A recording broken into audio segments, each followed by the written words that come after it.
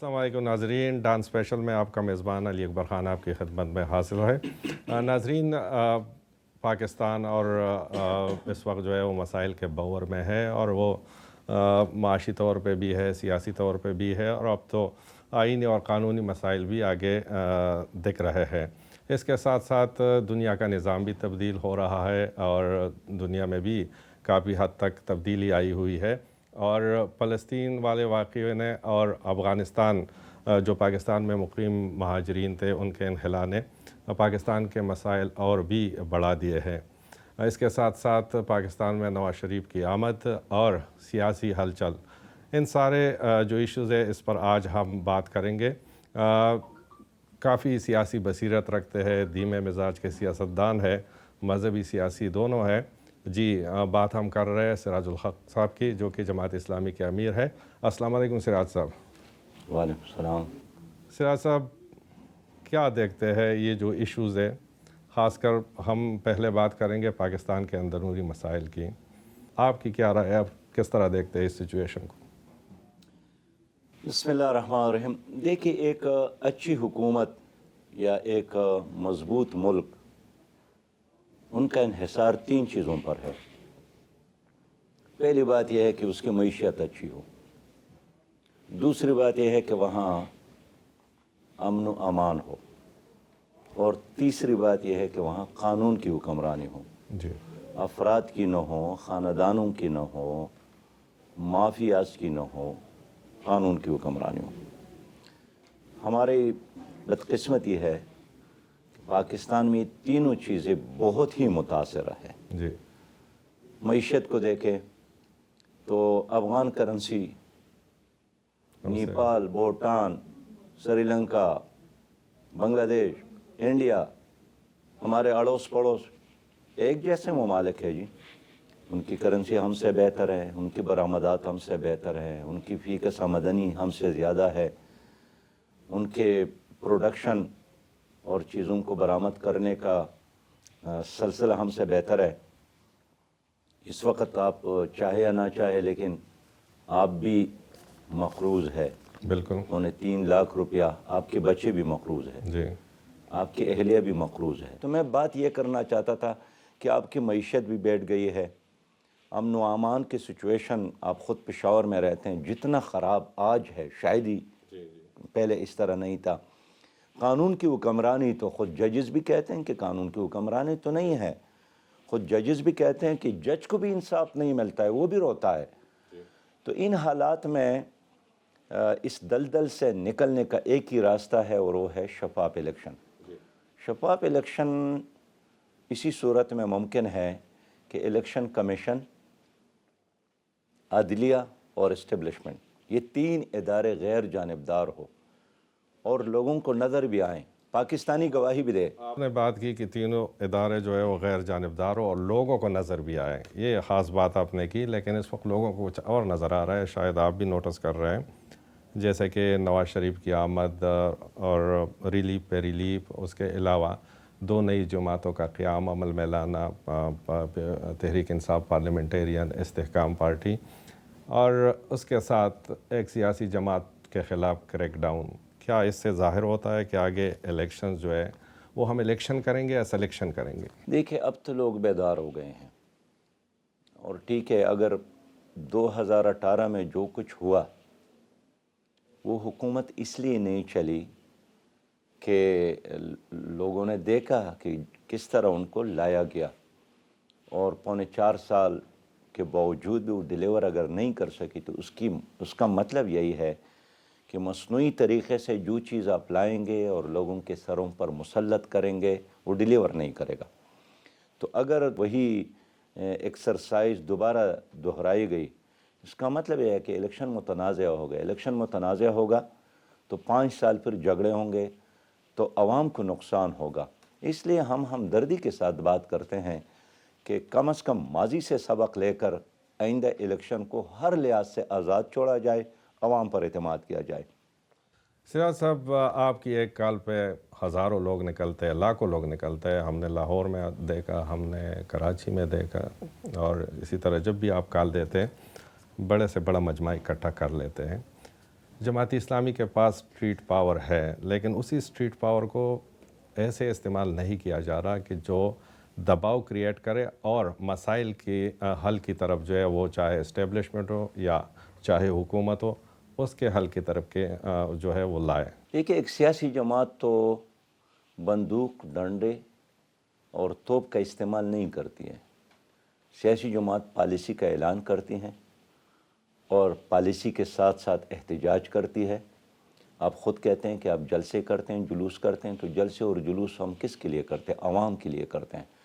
तो मैं समझता हूँ कि जमात इस्लामी ने हमेशा अवाम की तर्जुमानी की। हर अवामी इशू पर, कौम की इशू पर, फ़र्द की इशू पर एहतजाज भी किया है और मौके पर पहुँच कर जितना हमसे हो सकता है। अभी कल की बात है, जड़ावाला में एक मसीही बिरादरी के घरों को जलाया गया, गिरजे को जलाया गया, चर्च को जलाया गया। मैं ही गया और उन घरों को दोबारा आबाद करने का वादा भी किया और आज आप जाएं वहाँ हमने उन बच्चों के साथ जो हमने वादा किया था, अल्हम्दुलिल्लाह वही खूबसूरत घरों में आप रहते हैं। गुफ्तगू को जारी रखेंगे, लेकिन नाजरीन हुआ है वक्त ब्रेक का, तो लेते हैं एक ब्रेक। वेलकम बैक नाजरीन, सिराजुल हक साहब से गुफ्तगू जारी है। सिराज साहब, आपने गवर्नर हाउस की बात की, तो चलो एक सवाल हम सूबे के हवाले से भी करते हैं। हम सभी देख रहे हैं कि गुज़िश्ता 2-3 साल से खैबर पख्तूनख्वा के पास पैसे नहीं होते, इवन तनख्वाहों के अदा करने के लिए, पेंशन के लिए, ऊपर से कर्ज़ा भी 1000 अरब तक चढ़ गया। और जब हम उनसे पूछते हैं या कोई बात आती है तो कहते हैं जी वफाक का काम है, उनके ज़िम्मे हमारे पैसे हैं। क्या आप फाइनेंस मिनिस्टर भी रहे, आप बेहतर जानते हैं ये हम किस तरफ जा रहे हैं? आपकी बात बिल्कुल सही है कि तनख्वाहों के लिए पैसे नहीं हैं। पूरे सूबे में जो तरक्याती काम थे बिल्कुल बंद थे। ये जो ठेकेदार साहिबान हैं उनने काम किया और उनके बिल पास नहीं हो रहे हैं। क्यों? पैसा कहाँ गया? करप्शन, मिसमैनेजमेंट, गबन, लूटमार के नज़र हो जाते हैं। और सिर्फ खैबर पख्तूनख्वा के नहीं, पूरे पाकिस्तान की ये सिचुएशन है। गुज़श्ता अरसे में ट्रांसपेरेंसी इंटरनेशनल की एक रिपोर्ट आई है, उसमें यही है कि 65% पैसा जो है जो तरक्याती कामों का बलूचिस्तान में हड़प हो रहा है, 42% सिंध में, 32% आपके पंजाब में और इस तरह खैबर पख्तूनख्वा में। तो मैं समझता हूँ कि मैं यकीनन फाइनेंस मिनिस्टर था, तकब्बुर की बुनियाद पर नहीं, अल्लाह के शुक्र के साथ कह सकता हूँ कि वर्ल्ड बैंक ने एतराफ़ किया कि तमाम सूबों में सबसे ज़्यादा फाइनेंशियल मैनेजमेंट और फंड यूटिलाइजेशन खैबर पख्तूनख्वा में है। और यहाँ के कंट्री डायरेक्टर थे जॉन वॉल, वर्ल्ड बैंक के, उसने IMF के इजलास में कहा था कि ये जो खैबर पख्तूनख्वा में वजारत ख़जाना है उनकी कारकर्दगी सबसे अच्छी है और इस बुनियाद पर, क्राइटेरिया की बुनियाद पर हमें 1.4 अरब रुपए इस सूबे को वफाक ने इनाम के तौर पर दिया था कि आपकी कारकर्दगी सबसे अच्छी है। उस वक़्त मेरा सूबा कर्ज़ फ्री सूबा बन गया था, 1 रुपया का कर्ज़ नहीं था। आज इस पर 1000 अरब से ज़्यादा का कर्ज़ आए। तो ये ठीक है, वफाक भी एयर पेयर कर रही है, लेकिन यहाँ भी और मरकज़ में एक पार्टी की हुकूमत थी, अब तो निगरान हुकूमत है, वो भी तकरीबन एक ही सिस्टम की हुकूमत है। इसके बावजूद भी अगर हमारे खैबर पख्तूनख्वा को हक़ नहीं मिल रहा है तो ये बहुत बड़ी ज़्यादती है। लेकिन जो पैसा मिल रहा है वो कहाँ जा रहा है, वो क्यों ज़ाया हो रहा है, उसमें क्यों करप्शन हो रही है, ये भी एक बहुत बड़ा सवाल है। तो जब तक आप ख़ुद क्लीन ना हो, आपके हाथ साफ ना हो और आपका दामन साफ ना हो, करोड़ हाँ नहीं, आपको अरब हाँ डॉलर भी हवाला किया जाए ना जी, तो फिर भी ये सूबा तरक्की नहीं कर सकता है। अच्छी क़ियादत और क्लीन क़ियादत, दियानतदार क़ियादत ज़रूरी है। तर्ज़ हुक्मरानी की आप बात कर रहे हैं, 2 साल हो गए हमारे यहाँ कोई क़ियादत नहीं है, बस वही तजुर्बात पे तजुर्बात कर रहे हैं। खैबर पख्तूनख्वा के अंदर मैं बिलखुसूस बात कर रहा हूँ, तो ये भी एक वजह हो सकती है, ये जो फाइनेंशियल क्राइसिस से हम गुज़र रहे हैं खैबर पख्तूनख्वा में ख़ुद वसाइल की कमी तो नहीं है और अल्लाह ताला ने इस सूबे को इतनी रिसोर्सेज दी है, अगर उसका बेहतर इस्तेमाल हो, गैर तरक्याती अखराजात को कम करे, ख़त्म करे। मैं फिर कहूँगा कि करप्शन को कंट्रोल करे। अगर आपका 100 में से 40 रुपया करप्शन के नज़र हो जाते हैं तो आप 56 रुपया इस्तेमाल भी करेंगे تو اب کیا کریں گے؟ اس وقت تو جتنے بھی باہر سے پیسہ آتا ہے مرکز سے بھی وہ تنخواہوں کے نظر ہو جاتا ہے، عوام کے لیے کچھ نہیں رہ جاتا ہے۔ تو ایک اچھی حکومت ہو، اچھی قیادت ہو تو خیبر پختونخوا کو کسی خیرات صدقات کی ضرورت نہیں ہے۔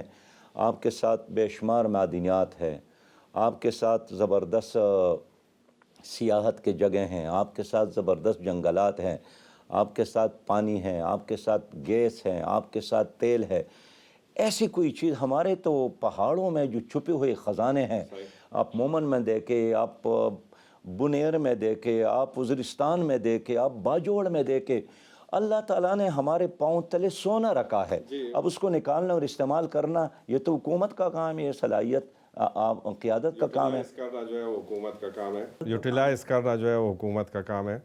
سراج صاحب ماشاءاللہ سے آپ بصیرت رکھتے ہیں، سیاست پہ بھی، مذہب پہ بھی، اور نظر بھی رکھتے ہیں۔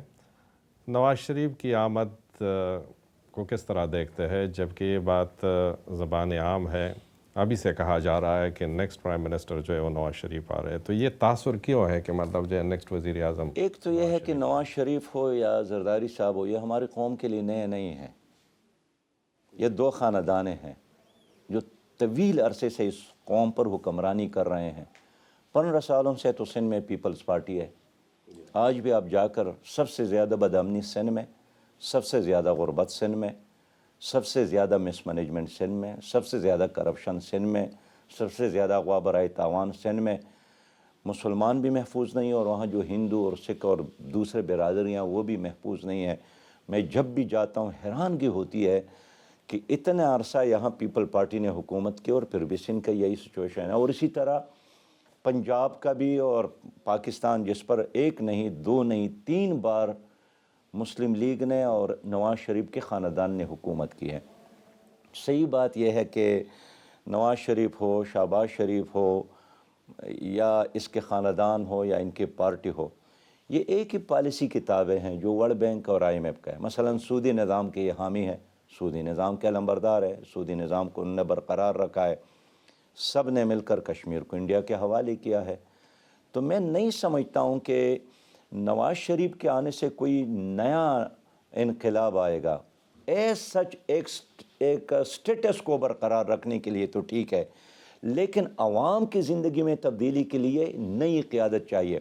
باقی رہی یہ بات کہ کچھ لوگ یہاں پر سیاسی برہمن ہیں اور عدالتیں ان کے سامنے بے بس ہیں، نیب کا ادارہ اس کے سامنے بے بس ہیں، احتساب اس کا نہیں ہو سکتا ہے، VIP پروٹوکول، کلچر، فیسیلیٹیز، یہ سارے ان کے نام۔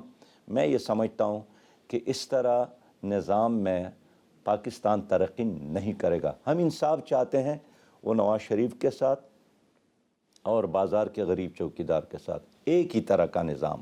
یہ نہیں ہونا چاہیے کہ VIP کے لیے عدالتیں بھی علیحدہ ہوں، VIP کے لیے جیل بھی علیحدہ ہوں، VIP کے لیے تعلیمی ادارے بھی علیحدہ ہوں، VIP کے بچوں کے لیے کھیل کود کے میدانیں بھی علیحدہ ہوں، ان کے بستیاں بھی علیحدہ ہوں۔ یہ تو 2 پاکستان ہو گئے، ہم ایک پاکستان کی بات کرتے ہیں۔ راز صاحب گزشتہ کچھ عرصے سے خاص کر 2018 کے بعد جو ہے سیاسی جماعتیں جو ہے مصلحت کے شکار ہو چکی ہے۔ کسی کے کرپشن کے کیسز ہے، کسی کے اور کیسز ہیں۔ جماعت اسلامی میں اب تک ہم نے یہ نہیں دیکھا کہ کسی پہ کرپشن کا الزام ہے یا کوئی کرپشن کی ہے۔ پھر مطلب جو ہے چاہے وہ اسٹیبلشمنٹ ہو یا مقتدر قوتیں ہو، جب وہ لائن سے ہٹ جائے گی یا جا رہی ہے تو کھل کے آواز کیوں نہیں اٹھا رہی ہے جماعت اسلامی، جبکہ ان کی کوئی مجبوریاں نہیں ہے؟ جماعت اسلامی نے ہمیشہ کھل کر بات کی ہے، اور جماعت اسلامی ہی بات کرتی ہے، باقی کون بات کرتی ہیں؟ یہ جو الیکشن والے معاملات چل رہے ہیں، ایک دفعہ مطلب نگران حکومت بنی، الیکشن میں عرض کروں، پھر سے وہ ہو رہا ہے، لیکن مؤثر آواز آپ کس چیز کو کہتے ہیں؟ ہم Day 1 سے یہی بات کر رہے ہیں کہ الیکشن کمیشن، عدالت اور اسٹیبلشمنٹ غیر جانبدار ہوں تاکہ جمہوریت اور سیاست اور ملک ترقی کرے۔ فلور پر بھی یہ بات کرتے ہیں، چوک اور چوراہوں میں بھی، جلسوں اور جلوسوں میں بھی۔ یہ ٹھیک ہے کہ جماعت اسلامی کے کلچر میں گالی نہیں ہے، جس طرح آج کل گالی ایک سیاست بن گئی ہے اور سیاست کی زبان بن گئی ہے۔ گالی گلوچ کی سیاست سے ہم پناہ مانگتے ہیں۔ ہم نہیں چاہتے ہیں کہ ہماری نئی نسل گالی سیکھے، ہم یہی چاہتے ہیں کہ ہماری نئی نسل دلیل کی زبان سیکھے۔ ناظرین، سراج الحق صاحب کے ساتھ گفتگو جاری ہے، اور اس کے بعد ہم جو ہے افغانستان کے حوالے سے بات کریں گے، لیکن وقت ہوا ایک بریک کا، لیتے ہیں ایک بریک۔ ویلکم بیک ناظرین۔ سراج صاحب، افغانستان کی سچویشن آپ کے سامنے ہے۔ آج سے 2 سال پہلے جب نیٹو اور امریکہ کا انخلا ہوا تو ہمارے ریاستی ادارے بھی گئے وہاں پر، مطلب انہوں نے خوشیاں بھی منائیں۔ یہاں پر ہماری جو مذہبی جماعتیں تھیں انہوں نے بھی ویلکم کیا، ان کے لیے ریلیاں بھی نکالی۔ اب 2 سال بعد جب حکومت اور ریاست پاکستان نے فیصلہ کیا ہے کہ غیر قانونی مہاجرین کا انخلا ہو اور بڑی تعداد میں لوگ جا بھی رہے ہیں، ایک تو یہ جو بڑی پالیسی شفٹ ہے افغانستان کے حوالے سے، اس کے اثرات آپ کس طرح دیکھتے ہیں؟ یہ پاکستان کے لیے لانگ ٹرم میں کیسا، یہ آپ کس طرح دیکھتے ہیں؟ 2 باتیں ہیں۔ پہلی بات یہ ہے کہ افغانستان میں روس آیا تھا، ٹینک اور جہاز اور فوج سمیت، اور ان کو آخر میں شکست ہو گئی، افغان عوام جیت گئے۔ صحیح بات یہ ہے کہ وہ صرف افغان عوام کی کامیابی نہیں تھی، اس میں پاکستان کے عوام کی قربانی شامل تھی۔ اور اس کے بعد نیٹو فوج وہاں آئی، انہوں نے وہاں ہر ظلم کیا، لیکن پاکستان کی قوم نے بیسیتی مجموعی افغان عوام کا ساتھ دیا۔ اور آج اگر آپ افغانستان کے عوام کو سرخرو دیکھتے ہیں، کامیاب دیکھتے ہیں، تو اس کامیابی میں پاکستان کے عوام کا بہت بڑا ہاتھ ہے۔ 40 لاکھ افغان مہاجرین کو پاکستان نے جگہ دی، سپورٹ دیا کلی دل سے۔ یعنی ہم نے دیکھا کہ کوئی فرق نہیں رکھا۔ میرے بھائی خود فلسطینی اردن میں تھے، لبنان میں تھے، وہاں کیا کیا واقعات نہیں ہو گئے، ان کیمپوں پر بمباریاں تک کی گئیں، لیکن پاکستان میں ایک سنگل واقعہ بھی ایسا نہیں ہوا ہے کہ یہاں کی حکومت نے افغان مہاجرین کے ساتھ کوئی برا سلوک کیا ہو۔ یہ ٹھیک ہے، انفرادی معاملات ہو سکتے ہیں، لیکن بیشتر اب اللہ تعالیٰ نے وہ دن دکھایا کہ افغانستان میں افغانوں اور پاکستانی عوام کی تمناؤں کے مطابق ایک مستحکم حکومت بنی، ایک پرامن حکومت بنی، جس کی اکانومی اس وقت اچھی ہے، جہاں قانون کی حکمرانی بھی ہے، جہاں دن بدن باہر کی دنیا اس کو قبول کرنے کے لیے بھی آگے بڑھ رہی ہے۔ چائنا جیسے ملک نے وہاں اپنا سفیر تعینات کیا ہے۔ تو ان حالات میں پاکستان اور افغانستان کے تعلقات خراب ہونے کی بجائے بہتر ہونا چاہیے، ایک دوسرے پر اعتماد کرنا چاہیے۔ دوسری بات یہ، تیسری بات یہ ہے کہ ماضی میں ہمیشہ افغانستان کی سرزمین کو انڈیا نے ہمارے خلاف استعمال کیا ہے۔ اتنی قربانیوں کے بعد ہم چاہتے ہیں کہ افغانستان کی سرزمین پاکستان کے خلاف کسی طریقے سے استعمال نہ ہو اور وہاں ہمارے لیے امن اور خوشحالی ہو۔ آخری بات جو آپ نے پوچھا نا کہ یہاں افغان مہاجرین کو اب نکالا جا رہا ہے، یہاں 2 طرح کے افغان مہاجرین ہیں۔ ایک وہ ہے جن کے ساتھ کاغذات ہے، اسناد ہے، اقوام متحدہ نے بھی رجسٹر کیا ہے، پاکستان نے بھی رجسٹر کیا ہے۔ دوسرا وہ ہے جس کے ساتھ کہتے ہیں کہ کاغذات نہیں ہیں۔ تو ہماری یہ تجویز یہ ہے کہ ان کو بے ڈنگے طریقے سے نکالنے، دھکا دینے اور بسوں میں بٹھا کر دبوچ کر تورخم تک پہنچانے کی بجائے افغانستان اور پاکستان کے درمیان ایک کمیشن بنایا جائے۔ خود افغان حکومت کے ذمہ داران نے ہمارے ساتھ بات کی ہے کہ ہم یہی چاہتے ہیں کہ آخری افغان مہاجر بھی واپس آ جائے، اس لیے کہ اب یہاں امن بھی ہے، یہاں اب ایک مستحکم حکومت بھی ہے، لیکن اس آنے کے لیے ہمارے ساتھ مشاورت کی جائے۔ دونوں ممالک کے درمیان ڈیڈ لاکس کی صورتحال ہے گزشتہ 2-3 مہینے سے، جو پاکستان مطالبہ کر رہا ہے ان سے کہ بارڈر سے دراندازی ہو رہی ہے۔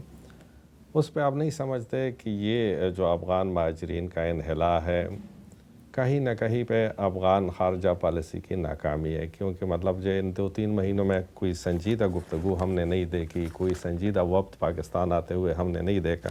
کس طرح دیکھتے ہیں آپ؟ پہلی بات یہ ہے کہ یہاں پی ڈی ایم کی حکومت بنی، بلاول بھٹو صاحب وزیر خارجہ تھے، آپ نے دیکھا اس نے ساری دنیا کا دورہ کیا۔ جن کا بھی سنا ہے وہ افغانستان گئے، نعرہ بانی کر گئی۔ وزیر خارجہ کی بات کرتا ہوں، نہیں وزیر خارجہ کی بات کرتا ہوں، ذمہ دار تو وہ ہے، اس کی ذمہ داری ہے، لیکن وہ نہیں گئے۔ میں یہی سمجھتا ہوں کہ سب سے زیادہ اچھے تعلقات تو ہمارے افغانستان کے ساتھ ہونا چاہیے، اس لیے کہ انڈیا کا ایک مقابلہ ہمیں درپیش ہے۔ لمحہ موجود میں اس غیر یقینی سچویشن کو ختم کرنے کی ضرورت ہے۔ رابطوں کی ضرورت ہے، عوام کی سطح پر بھی اور حکومت کے سطح پر بھی۔ اور ہم پھر تجویز دیں گے کہ افغانستان کی حکومت کا اور پاکستان کی حکومت کا ایک کمیشن بنایا جائے، اور جو افغان مہاجرین کے انخلاء کا یہ جو انہوں نے کام شروع کیا ہے، اس کو سلیقے کے ساتھ کیا جائے۔ بالآخر اس نے اپنے ملک جانا ہے، لیکن جاتے وقت اس کو دھکا دینے کے بجائے ایک اچھے طریقے سے اس کو رخصت کیا جائے، تاکہ وہ وہاں جا کر آپ کا شکریہ بھی ادا کرے۔ آپ نے اتنا عرصہ اس کو رکھا بھی اور آخری وقت میں اس کو دھکا دے کر پریشان بھی کیا۔ سیاض صاحب، سب سے بڑا مطالبہ پاکستان کی جانب سے بظاہر یہ ہے کہ افغانستان کی جانب سے دراندازی ہو رہی ہے، اور ٹی ٹی پی والے لوگ وہاں سے آ کے یہاں پہ دہشت گردی کرتے ہیں، جو کہ کچھ واقعات میں سامنے بھی آئے۔ تو پاکستان کا مطالبہ افغان حکومت سے یہی ہے کہ ان کے خلاف کارروائی کرے۔ آپ کی جماعت اس کو کس طرح دیکھتی ہے؟ آپ کا کیا دیکھیے، مطلب ہے؟ افغانستان کی حکومت اس وقت ہے نا، دنیا بھر میں ان کے مخالفین تو موجود ہیں نا جی، خود پاکستان میں ان کے مخالفین موجود ہے، افغانی یورپی ممالک میں موجود ہے، لیکن ہم تو اپنی حکومت کو اس کی اجازت نہیں دیں گے کہ یہاں ان کے مخالفین منظم ہو اور وہ جا کر افغانستان میں دھماکے کر لیں، بدامنی پھیلائیں، لوگوں کو قتل کریں۔ اس طرح ہم افغان حکومت سے بھی یہ توقع رکھتے ہیں کہ جو لوگ پاکستان کے اندر کارروائیاں کرتے ہیں، اگر اس کو کنٹرول کر سکتے ہیں تو اس کو کنٹرول کرنا، منع کرنا، سمجھانا، یہ افغان حکومت کی ذمہ داری ہے۔ سراج صاحب، تبدیلیاں واقعہ ہو رہی ہے، اور ابھی جو سب سے بڑا واقعہ ہے وہ فلسطین پر اسرائیل کا حملہ ہے، ظلم ہے، بربریت ہے۔ وہاں پر جو ہے ہزاروں کی تعداد میں لوگ جو ہے وہ شہید ہو رہے ہیں۔ ریاست پاکستان کا موقف، پالیسی کس طرح دیکھتے ہیں آپ اسرائیل کے ایشو پہ، فلسطین کے ایشو پہ؟ یہ جو خاص کر ابھی جو کچھ ہو رہا ہے اس میں ریاست پاکستان کی پالیسی کس طرح آپ کو نظر آتی ہے؟ دیکھیے، ایک تو پاکستان کے وزارت خارجہ کا نمائندہ ہے، اس نے یو این او میں جو تقریر کی ہے، خود فلسطینی قیادت نے اس کا شکریہ ادا کیا ہے، اسماعیل ہانیہ نے اس کا شکریہ ادا کیا ہے، خالد مشعل نے اس کا شکریہ ادا کیا ہے، کھل کر بات کی ہے، اور اس نے یہ بھی ڈیمانڈ کیا ہے کہ باقی ممالک کو بھی کھل کر بات کرنا چاہیے۔ لیکن ایک بڑے ملک ہونے کے ناطے، ایک پاورفل ملک ہونے کے ناطے پاکستان اس سے آگے بڑھ کر کردار ادا کرے۔ ہمارا یہ خیال ہے کہ 7 اکتوبر کے بعد آج تک جتنے دن گزر گئے اور ہر دن وہاں بمباری اور تباہی، اور آپ دیکھ رہے ہیں قیامت صغریٰ برپا ہے، کربلا ہے، لوگ مر رہے ہیں، پانی، دوائی، کھانا نہیں ہے، مساجد شہید، اسپتالوں پر بمباری۔ اس کے مقابلے میں 25 لاکھ آبادی ہے، اور ایک طرف کروڑ سے زیادہ اسرائیلی ہے، اور ایک حکومت بھی نہیں ہے، کوئی ایئرپورٹ بھی نہیں ہے، لیکن ایک جماعت ہے، عوام کے منتخب، ایک بلدیاتی منتخب ہے، وہ مقابلہ کر رہی ہے۔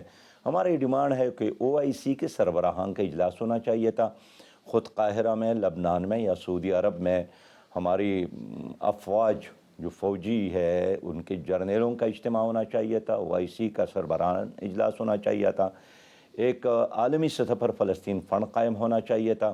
اگر بائیڈن وغیرہ وغیرہ آ کر بحری بیڑا بیچ کر تل ابیب میں دورہ کر کے کلیئر پیغام دے سکتے ہیں کہ ہم اسرائیلیوں کا ساتھ ہیں، ہمیں بھی وہاں جا کر کلیئر پیغام دینا چاہیے تھا کہ ہم فلسطینیوں کے ساتھ ہیں۔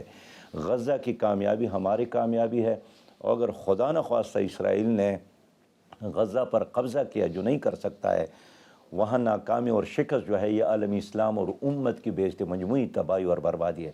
یہ عرب بھی وہ معاف نہیں کریں گے، نہ مصر کو معاف کرے گا، نہ اردن کو، نہ لبنان کو، ایون نہ ترکی کو، نہ سعودی عرب کو، اور پاکستان کی باری اور ایران کی باری بھی آ سکتی ہے۔ تو یہ خدا نخواستہ یہ جنگ طویل ہو گیا، جاری رہا، اس کے کیا نتائج آپ دیکھتے ہیں؟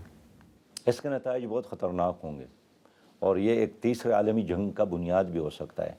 تبھی تو ہم چاہتے ہیں کہ اسرائیل ایک اژدہا ہے، اگر آپ نے اس اژدہے کو ادھر ہی نہیں دفنایا اور منع نہیں کیا اور دفع نہیں کیا، تو یہ اژدہا باہر آ کر، ان کا نقشہ موجود ہے کہ جولان کے پہاڑیوں سے لے کر شام کے بارڈر تک، اور ترکی اور مصر اور حتیٰ کہ خیبر سعودی عرب میں، بلکہ مدینہ منورہ، اور 1967 میں اسرائیلی وزیر اعظم کا یہ سٹیٹمنٹ ہے، فرانس میں دیا ہے کہ ہمارا اصل دشمن پاکستان ہے، لہذا وہ کسی کو معاف کرنے کے لیے تیار نہیں ہے۔ یہ بہت ظالم قوم ہے، قرآن کریم میں اس کا تذکرہ ہے۔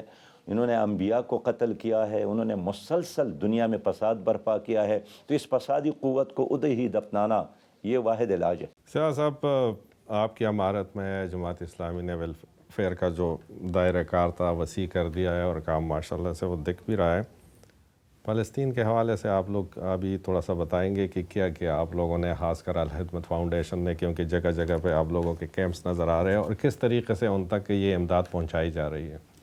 دیکھیں 7 تاریخ کو یہ واقعہ ہوا تو 8-9 کو ہمارے لوگ استنبول پہنچے تھے، اور خود جو غزہ کے اندر کچھ ایسے ادارے ہیں جو الخدمت فاؤنڈیشن کے پارٹنر ہیں، اور وہ دنیا میں مشترک، جس طرح اراکان کا واقعہ ہو تو بھی انہوں نے مل کر وہاں آپریشن کی، اسی طرح غزہ میں وہ مل کر آپریشن کر رہے ہیں۔ تو وہ ممالک ہے جس طرح ترکی ہے، جن کے لوگوں کے لیے وہاں آنا جانا ایزی ہے، تو ان کے ساتھ مل کر الخدمت فاؤنڈیشن وہاں کام کر رہی ہے۔ ان کے رپورٹ کے مطابق اب تک کوئی 1 ارب اور 25,000 روپیہ پاکستانیوں نے ان کو دی ہے، جن میں پرسوں انہوں نے جو ہمیں رپورٹ دی ہے کہ اب تک کوئی 53 کروڑ روپیہ انہوں نے ان کو ڈیلیور کیا ہے۔ ناظرین، گفتگو جاری رکھیں گے، لیکن وقت ہوا ہے ایک بریک کا۔ ویلکم بیک ناظرین، امیر جماعت اسلامی سراج الحق صاحب سے گفتگو جاری ہے۔ سراج صاحب، کیا کسی مذہبی سیاسی جماعت کا وزیر اعظم بن سکتا ہے، صدر بن سکتا ہے؟ ہم نے ابھی تک تو نہیں دیکھا، کیا آپ کیا دیکھتے ہیں اور وجہ کیا ہے؟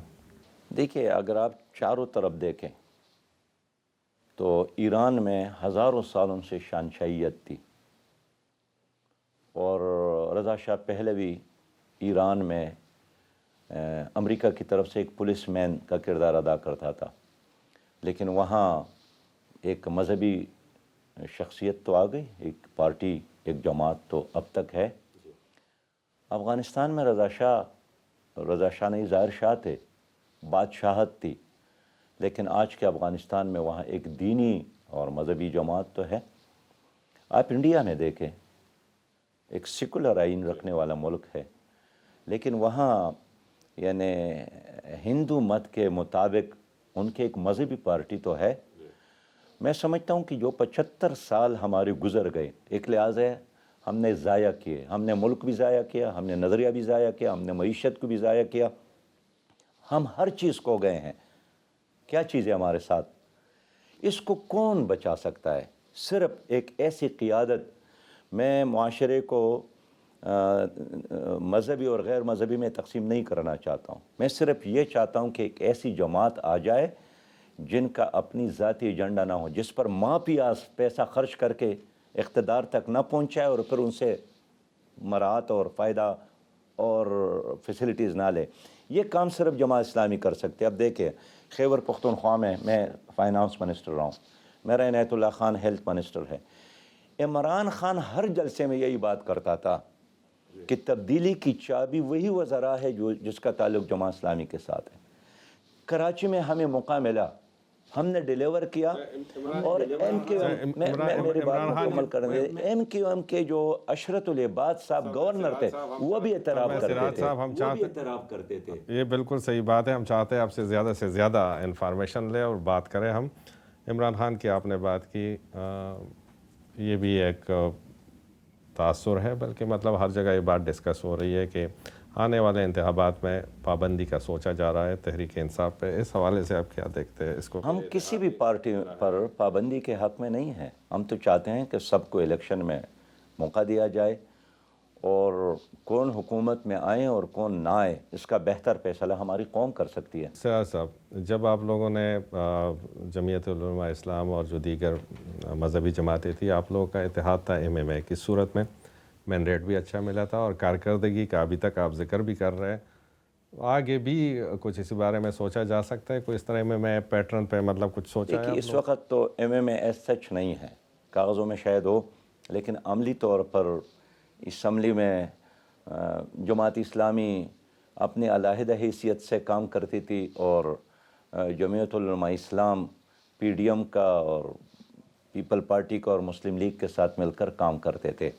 اور اب بھی ہم چاہتے ہیں کہ عوام ہم پر اعتماد کرے، ہمیں ووٹ دے، ہمیں سپورٹ دے، ہمیں مینڈیٹ دے، میرے خیال میں اس صوبے کے بہتری کے لیے بھی اور پاکستان کے بہتری کے لیے واحد راستہ یہی ہے کہ اب جماعت اسلامی کو ایک موقع دیا جائے تاکہ ہم ڈیلیور کریں۔ سیاض صاحب، کچھ لوگوں نے آپ کے سیاسی کارکنان نے یہ گلہ کیا ہوا ہے کہ قیادت اور کارکنان کے درمیان فاصلے ہو گئے ہیں، دوسرا ایک انہوں نے ٹکٹوں کی تقسیم پہ بھی کچھ گلے شکوے ظاہر کیے کہ جو ہے کہیں نہ کہیں پہ جماعت اسلامی میں بھی وہ کلچر ظاہر ہو رہا ہے کہ جو امیر کو ٹکٹ دیا جائے یا ان کو آگے کیا جائے اور غریب کو پیچھے دھکیل دیا جائے، اس حوالے سے کیا کہیں؟ دیکھیے، جماعت اسلامی میں جو ممبر بنانے کا طریقہ کار ہے وہ مرکز کی طرف سے نہیں ہے، نہ صوبے کی طرف سے ہے، وہ بالکل لوکل سطح پہ ہوتا ہے، اور وہاں لوکل جو ہمارے ارکان ہوتے ہیں، جو کارکنان ہوتے ہیں، جو کونسلرز ہیں، ان سے رائے لی جاتی ہے اور ان کے رائے کے مطابق پھر فیصلے ہوتے ہیں۔ اس لیے بعض لوگ ممکن ہیں وہ یہ سمجھتے ہیں کہ اوپر سے فیصلے ہوتے ہیں، لیکن پورا ایکسرسائز کا طریقہ کار یہی ہے کہ مقامی طور پر ضلع کے سطح پر قومی اسمبلی کے لیے، پھر صوبائی حلقے کے سطح پر لوگ اکٹھے ہو جاتے ہیں، ان سے رائے لی جاتی ہے اور ان کے رائے کو پھر ایک ضلعی شورا ہے، پھر پارلیمانی صوبائی بورڈ ہے، اور پھر ان کے فیصلے مرکزی پارلیمانی بورڈ میں آتے ہیں۔ تو فیصلے اس طرح 3-4 دائروں میں ہوتے ہیں۔ یہ نہیں ہے کہ ایک آدمی نے پارٹی لیڈر کو کوئی بڑا تحفہ دیا، کوئی بڑا چندہ دیا، کوئی موٹر دیا تحفے میں، کوئی یہ دیا وہ دیا، یا اپنا بینک بیلنس دکھایا۔ مجھے خود پارٹی لیڈر نے کہا کہ میں پوچھتا ہوں کہ آپ کے ساتھ کتنے پیسے ہیں کہ آپ 70-80 کروڑ روپے خرچ کر سکتے ہیں۔ جماعت اسلامی میں کردار کی بنیاد پر اور اہلیت کی بنیاد پر فیصلے ہوتے ہیں۔ آخری سوال ہے، کوئی سیاسی جماعت جو ہے وہ اپنا یہ کہ ہم پیٹرول جو ہے وہ آدھی قیمت پہ کریں گے اگر کامیاب ہو گئے، کوئی کہہ رہا ہے گیس جو ہے وہ فری دیں گے، کوئی کچھ مسائل کا احاطہ ہم نے کیا، آپ نے بات کی اس پہ۔ پاکستان جن مسائل سے گزر رہا ہے اس کے لیے، اس کے حل کے لیے کیا منشور ہے جماعت اسلامی کے پاس؟ سوال مختصر ہے اور جواب لمبا ہو سکتا ہے، لیکن میں یہ عرض کروں گا کہ اگر اللہ نے ہمیں موقع دیا اور عوام ہم پر اعتماد کرے تو ہم ایک تو VIP کلچر ختم کریں گے اور وہ پیسہ بچا کر عوام پر خرچ کریں گے، اس لیے کہ پاکستان چلا رہے ہیں عوام، یہ مزے لے رہے ہیں کچھ خواص، ہم اس کلچر کو تبدیل کریں گے۔ دوسری بات یہ، ہم بالکل کلیئر بات کریں گے کہ ہم ملک میں آئیں گے تو عدالتوں میں قرآن اور حدیث کا نظام ہوگا، اس لیے کہ اس نظام میں انصاف نہیں مل رہا ہے۔ ہم آئیں گے تو ہم چاہیں گے کہ تعلیم، صحت یہ مفت ہو، یہ ریاست کی ذمہ داری ہے۔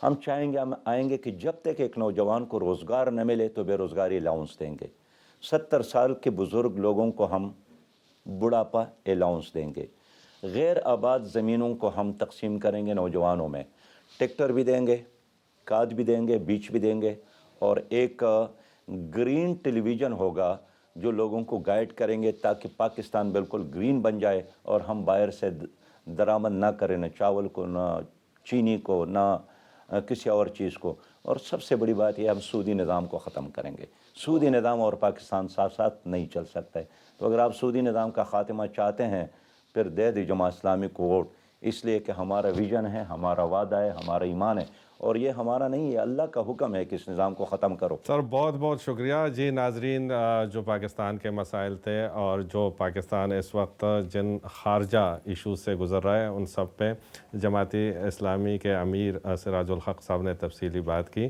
اجازت دیجیے، اللہ حافظ۔